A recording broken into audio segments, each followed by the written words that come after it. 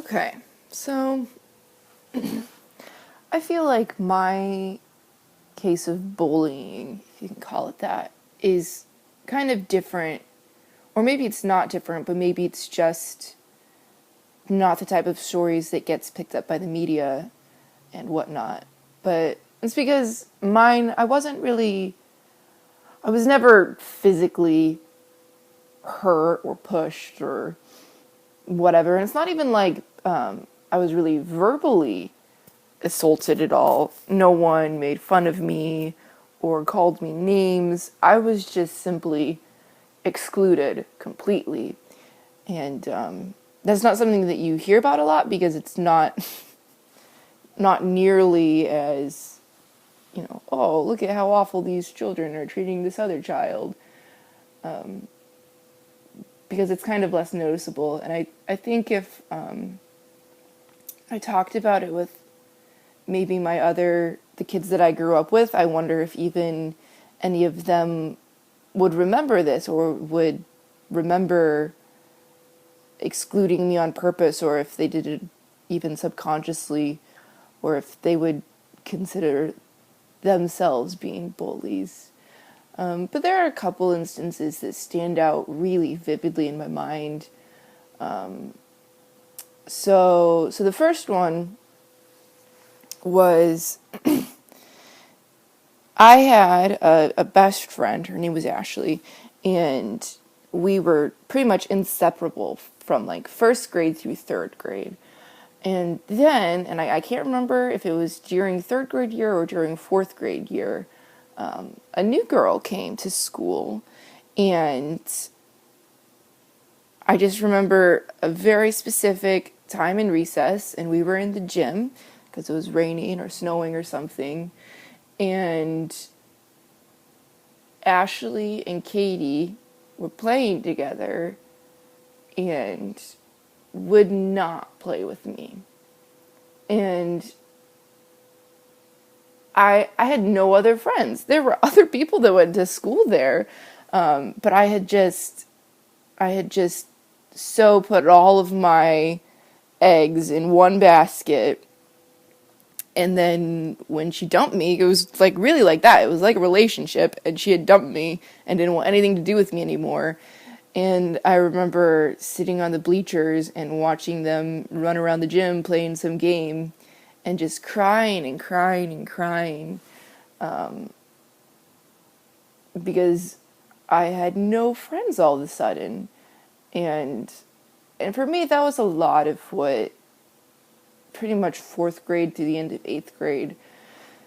I just had no friends and I felt so lonely, and I just wanted someone to, hang out with. And I didn't even want a best friend, or I just wanted to be accepted and to be part of the group. The other instance was when Beanie Babies were popular, and everyone brought their Beanie Babies to school.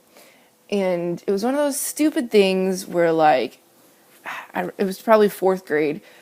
The girls were like, they were always forming new clubs every single recess. Like, this week it's Beanie Baby Club, and this week it's Barbie Club. And so they had a Beanie Baby Club, and anyone with Beanie Babies could be the club, and they were sitting in this little spot outside of our school, all the people with Beanie Babies, and they were all playing with them. And I had a Beanie Baby, and I came up, and they were just like, no, you can't be in our club. And I was kind of like, why not? I have a Beanie Baby. And they're just like, you just can't be in our club. We don't want you in our club. And, there's nothing you can do about it. You can't make them let you be in their club. So I went somewhere else and sat on the swings and moped to myself. And I guess there is one other instance, and it wasn't a bullying, it wasn't when I was bullied, but it was afterwards when I was at home. And I was laying on my bed and crying about it because I didn't have any friends. And I remember my mom coming in, and I know she remembers this, like, really, it was really hard for her. And I think that's, something that we don't think about with bullying, when it's maybe not so, no one's being put in physical danger.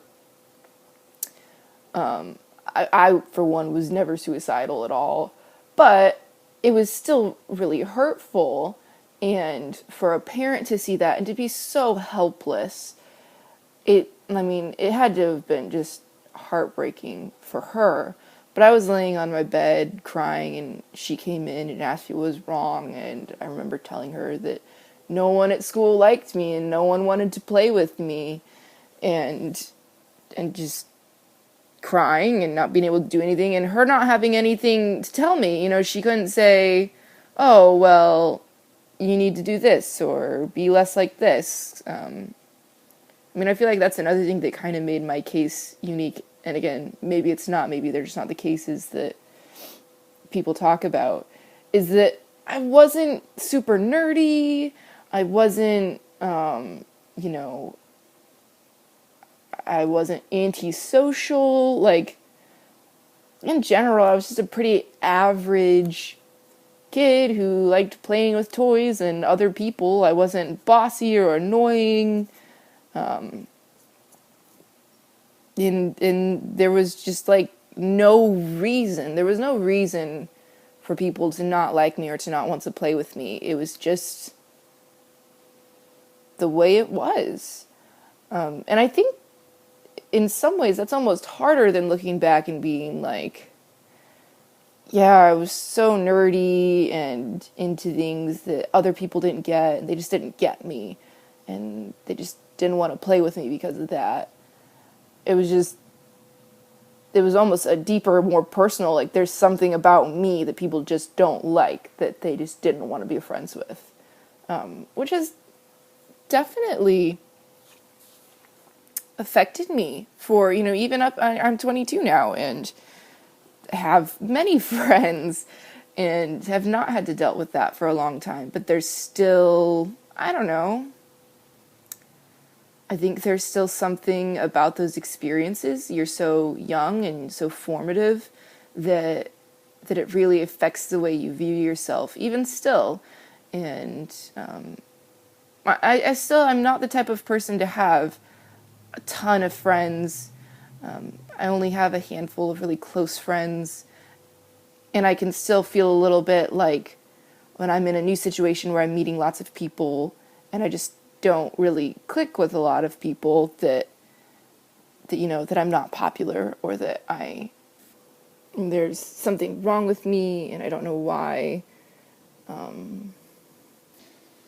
But I think I have a lot of those fears and doubts because of what happened to me in elementary school.